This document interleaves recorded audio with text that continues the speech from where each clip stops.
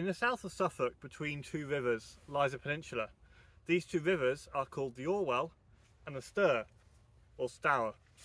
I have lived here for most of my life, and now that I'm leaving, I want to solve some of the myths and legends I've heard that lie in and around the fields and villages of this beautiful part of the country. Now, the one I've heard about the most from my fellow inhabitants is the tale of the crashed American bomber in this river. So I thought, as a parting gift, I'd do them a favour and try and find it, or at least some evidence that it even existed. It's probably buried so deep in the mud out there that you'll never see it again. I lost a shoe in there once. I missed that shoe.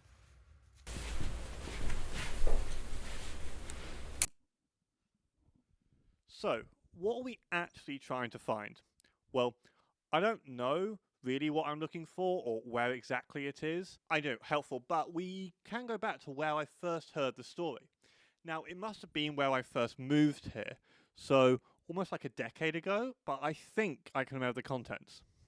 Okay, so there was this rumour, this tale, this legend, and it was that an American bomber was flying from Salisbury, here-ish, to on a training exercise, and it crashed just by us, here, in Sutton.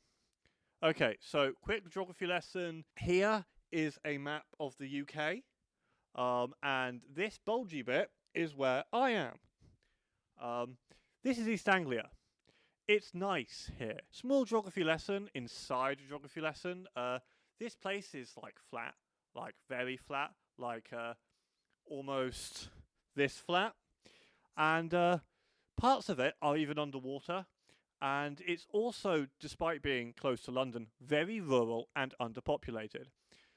To some people's chagrin, it's also very close to Europe, which in the early days of the 1940s was very, very useful.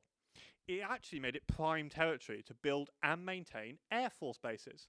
In fact, during World War II, there was hundreds of them. Just look at them.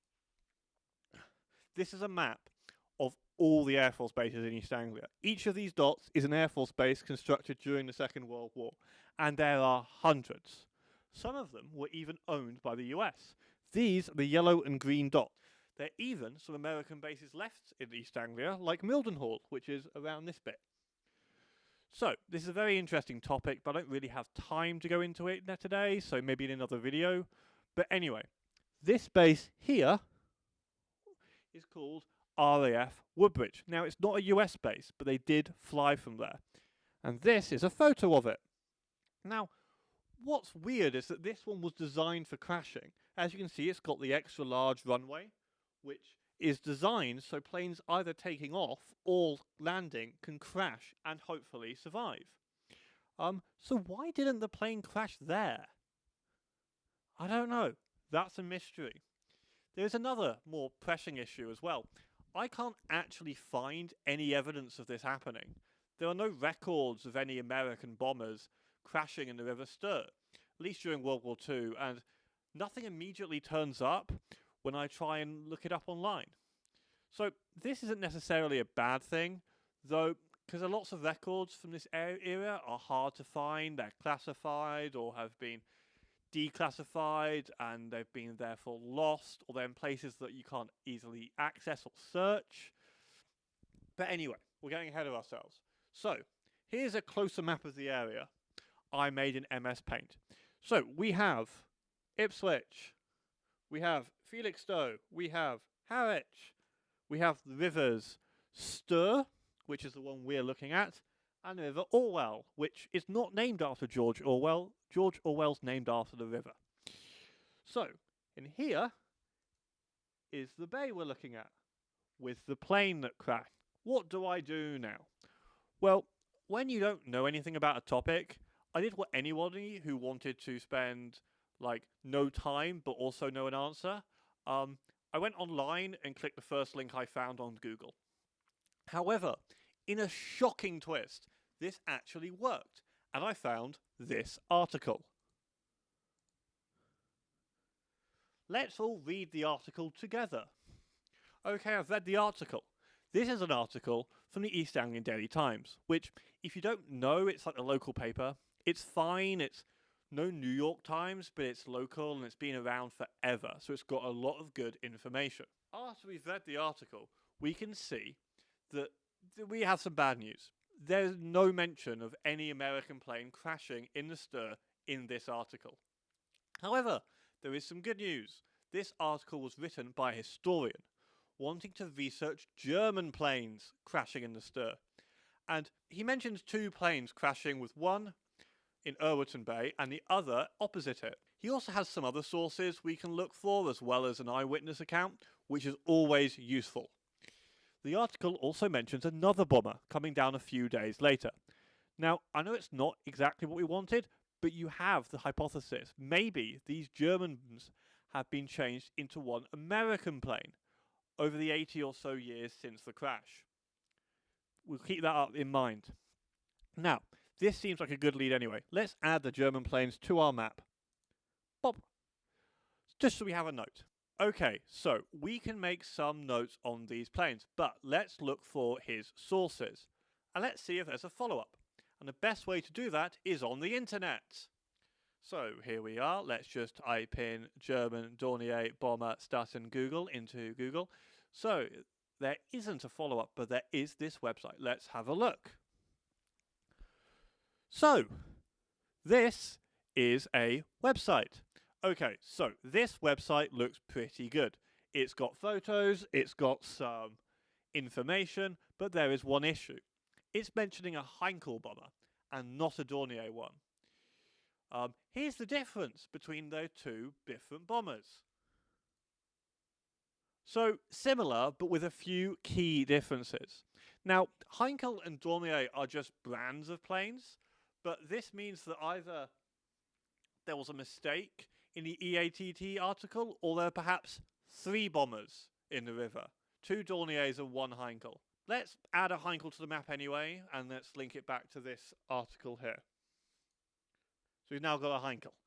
So, Parkstone Quay, off this bit off the map here, is where we can possibly put a plane crashing off. Let's continue looking at that. Okay, so at the bottom here, it mentions the names of the crew of the aircraft. Now, this is really useful. That means we can look at that information in other records. Unfortunately, it's a German aircraft during World War II. And if you don't know how it ends, with the Red Army storming Berlin and all the Germans, and as well as a lot of the Soviets destroying most of the records they had, I'm sorry, but that's what they did. So all the records are incomplete, completely buggered it. So we may be able to get an idea of what's going on, but it's quite rare that we'll actually have proper records. So my train of thought was this. If I looked at what remained of the Prussian and Third Reich military war records, then maybe I'd find something out. Unfortunately, we couldn't get anywhere for 2 reasons. Because a lot of them have been destroyed, and also because they're all kept in a secure place in Germany. And the budget of this does not go to Germany. I cannot go to Germany just for a small video that's going to get 5 views. So, I had another idea. These German parachuting people must have been captured. Must be prisoners of war. So, let's have a look at the prisoners of war records. And we can't, because they're locked. They're not available to the general public. I am not qualified to look through, so we don't have that. So the last option we have is to look at Commonwealth war graves and to see if any one of them died while being a prisoner of war, because the Commonwealth war graves might track them. Unfortunately, but also kind of fortunately, none of the prisoners have been recorded to have died during the war, which is good. Just a note for posterity, the crew of this plane were OFW Carl Penzel, observer Florian Sigger, radio operator Ulf Johannes Kilcher, flight engineer OFW Hans Melcher, and gunner of Harry Ludwig. So, just as a aside, OFW is basically just a rank.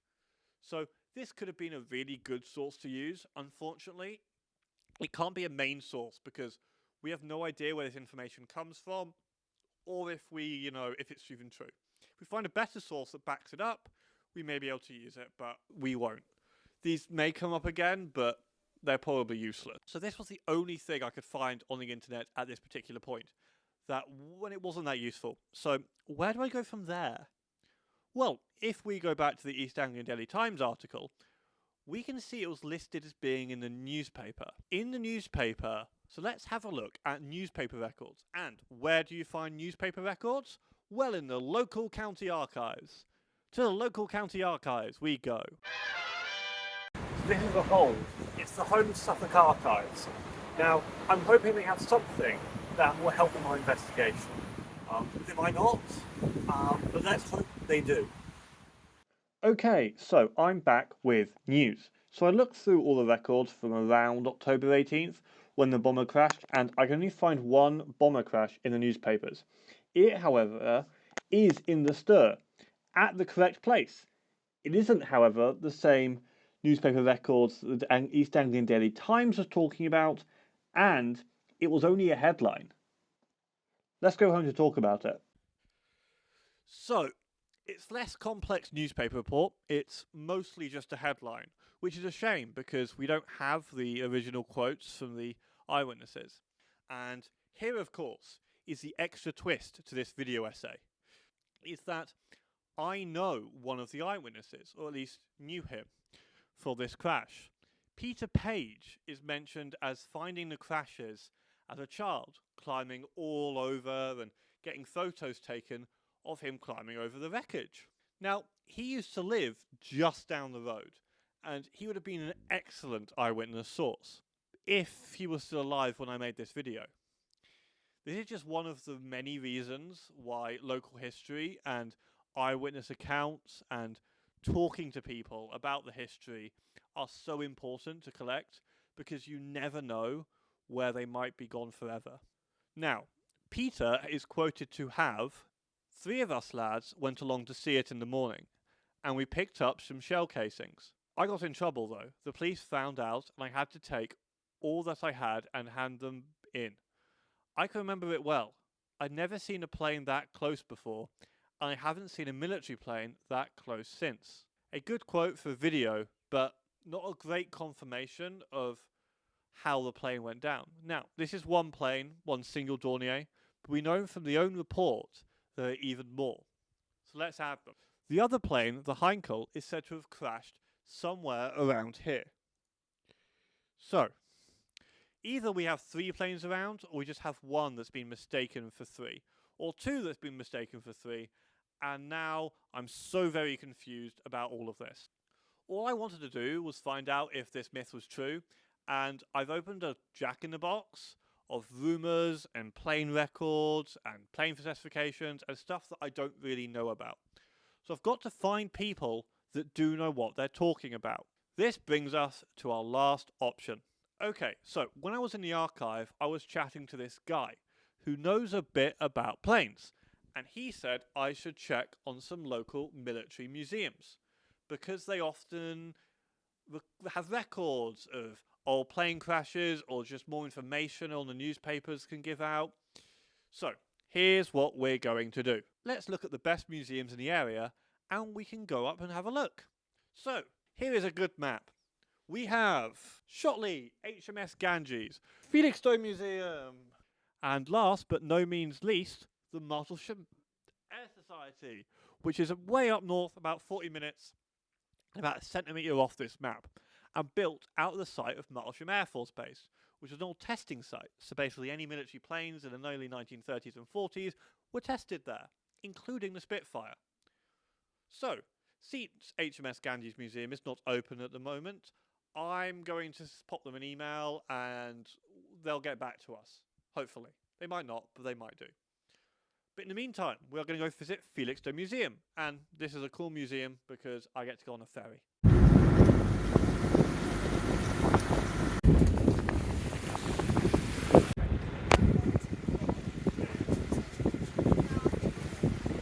Okay, so there was a really nice chap in there, and he's going to talk to the archivist. If they have anything on planes, then they'll email me in a bit. So, mission success, I suppose. So, Felixstowe Museum is a pretty cool museum. Much bigger than I thought. It would have to be some cool stuff about the town or local history. Very much worth checking out if you're in the area. But they do not have anything about the bombers I'm looking for, which is a massive shame. All they did have was some information about some towns around the estuary, which may be useful. You never know, might not be valuable. So let's go through some of this. Okay, so we've got Felixstowe right here, and we've got Harwich right here. And during the war, these were both big ports. Well, Harwich mostly. Felixstowe hadn't really gotten into its whole port era at that time, but did have a big Air Force base there, including a flying boat base that's now currently buried under the port. So, tangent time, underneath Felixstowe Port, there is now, which is now the 5th largest port in the country, there was a flying boat base. And this was mostly for seaplanes to conduct rescues and searching operations into the North Sea. Now, why am I mentioning this? It means that Felixstowe was very well defended. In fact, I don't know if you know, but both Harwich and Felixstowe during the war had barrage balloons floating over the top of them. Like these ones. This is London. This isn't Felixstowe. Felixstowe doesn't have this. This is London. Now, I only thought of barrage balloons being in London, but it turns out they're everywhere. This is significant because oftentimes planes had to fly low over the river so enemy planes couldn't hit them, and when they did, they were often followed. These two towns then became barriers that were hard to miss, especially with all these anti-aircraft defences. So as we can see, the planes would have to fly up through here to get to the Air Force bases in this area.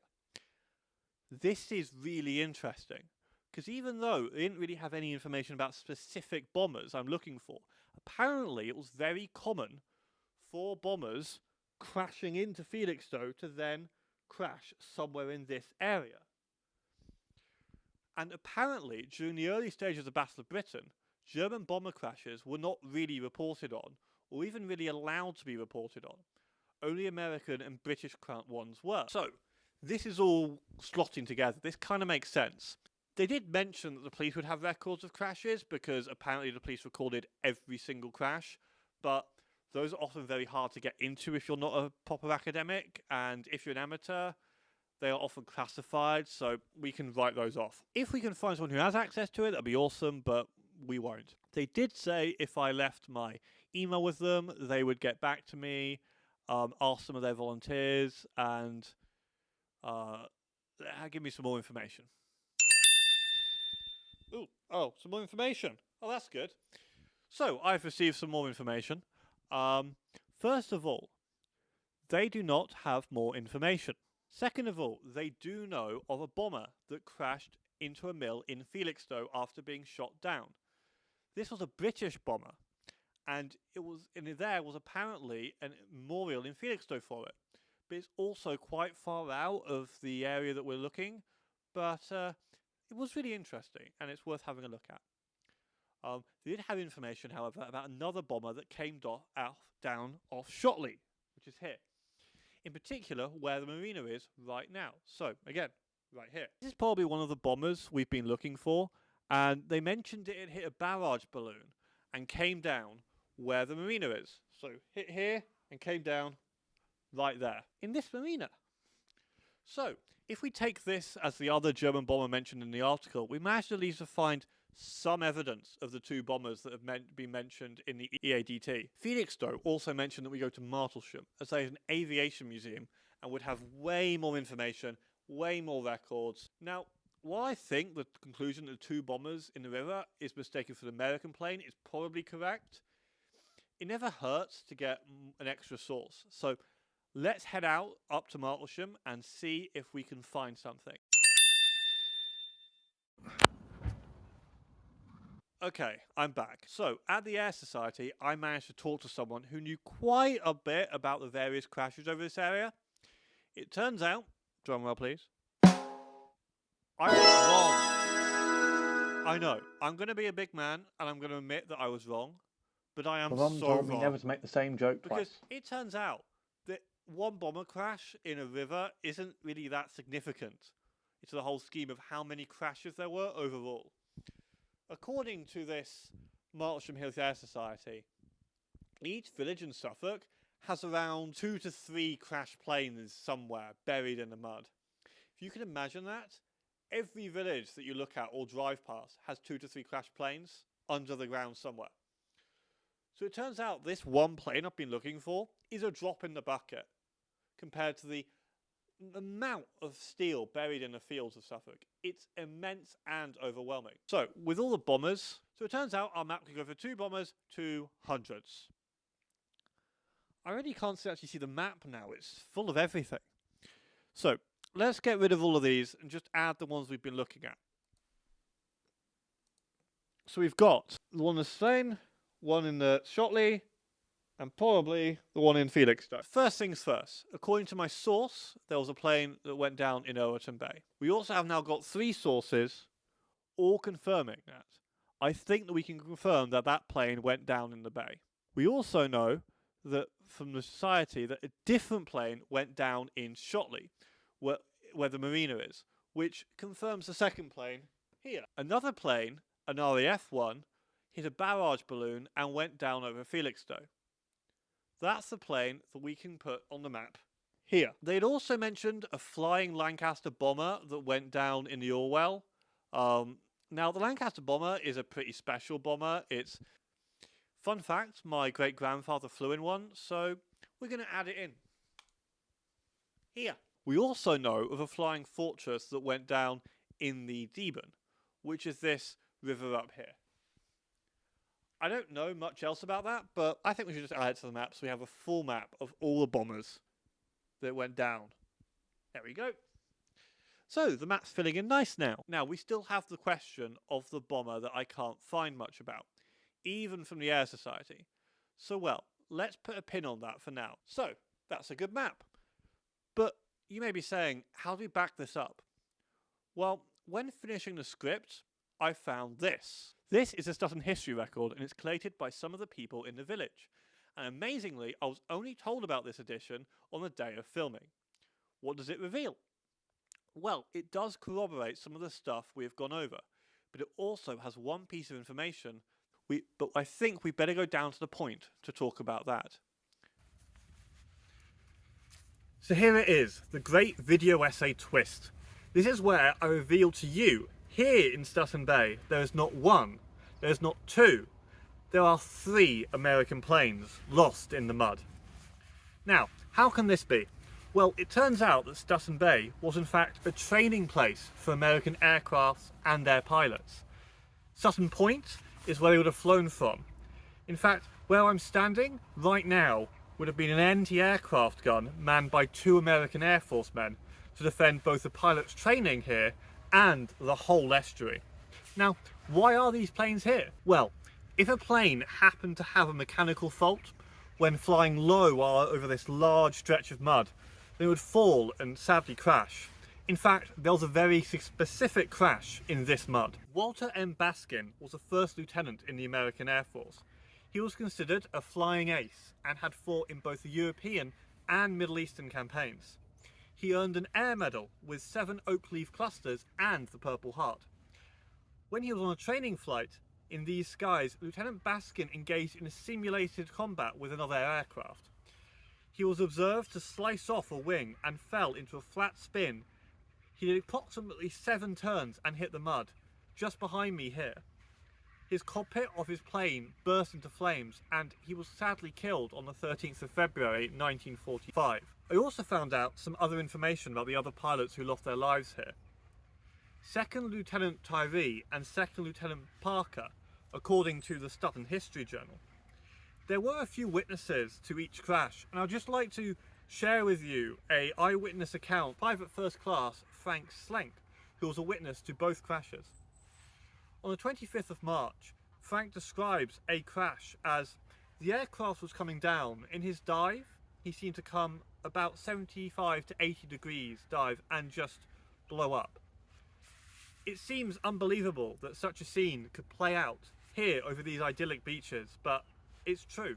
It's history. All 3 Mustangs are still out there in the mud, and until recently you could see it peaking out at low tide. Over the years, people have removed parts from it, and some of these pieces are in display at the Martlesham Heath Air Society, as well as an exhibit about one of the crashes. I did find some mention on one source about a plane that was relocated and sunk in the North Sea, but there's little to no evidence of that. I could see if there are any river charts in a stuffy archive in London, but I don't really want to, and I might do one day, but for now I think I've answered my question. But having seen the records, I believe we have answered the question we asked at the start. Did an American plane crash in Stutton Bay during the Second World War? Yes, it turns out it did. There was also multiple crashes in both the Orwell and the Stir, which were both German and British planes. If you want to know more, then please visit all the museums that I have mentioned in this video. Felixstowe Museum in particular, which explores both the naval and the aircraft around Felixstowe during the war. HMS Ganges, which, if you're wondering, didn't have any information about the plane crashes, but it is excellent when looking at naval archives and naval training around this area. And of course, Martlesham Heath Air Society, which I owe a lot of the research for this video. They have way more information about the development of planes around the region, especially since Martlesham was a great place for prototype aircraft during the war.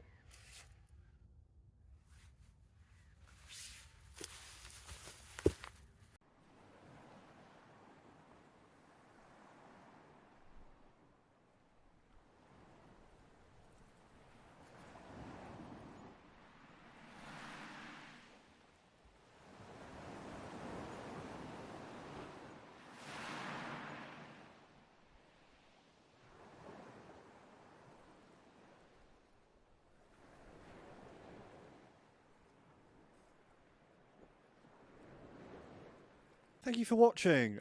Like and subscribe if you want to. That'd be great if you could. It's the first piece of long form content I've ever made, so hope it's good. I hope I should be making more if I want to. I don't know yet, but this did take me a long time. I first started it in May. That's why I've got different hair in every single clip. But yeah, hopefully I should make the next one should be a lot quicker. Anyway, like and subscribe. Goodbye. See you next time.